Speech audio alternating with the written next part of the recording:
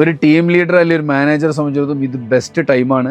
കാരണം rules and policies കൊണ്ടുവരാനും SOPs ഒക്കെ ഇംപ്ലിമെൻ്റ് ചെയ്തുകൊണ്ട് ആ ടീമിനെ ശക്തമാക്കേണ്ട ഒരു ടൈം കൂടിയാണ്.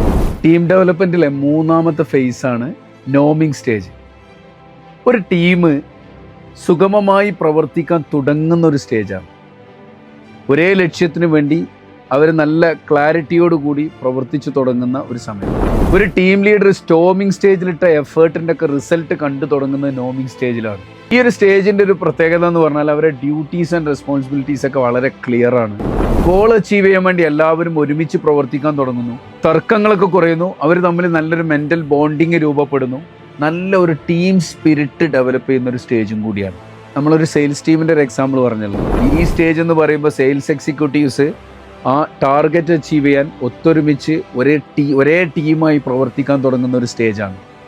ഒരു ടീം ലീഡർ അല്ലെങ്കിൽ ഒരു മാനേജറെ സംബന്ധിച്ചിടത്തോളം ഇത് ബെസ്റ്റ് ടൈമാണ്. കാരണം റൂൾസ് ആൻഡ് പോളിസീസ് കൊണ്ടുവരാനും SOPs ഒക്കെ ഇംപ്ലിമെൻ്റ് ചെയ്തുകൊണ്ട് ആ ടീമിനെ ശക്തമാക്കേണ്ട ഒരു ടൈം കൂടിയാണത്. ഈ ഒരു സമീപന രീതി നമ്മൾ എടുത്തു കഴിഞ്ഞാൽ മികച്ച ഒരു പെർഫോമൻസിലേക്കാണ് ഈ സ്റ്റേജിൽ നിന്ന് ടീം പിന്നീട് കുതിക്കാൻ പോകുന്നത്.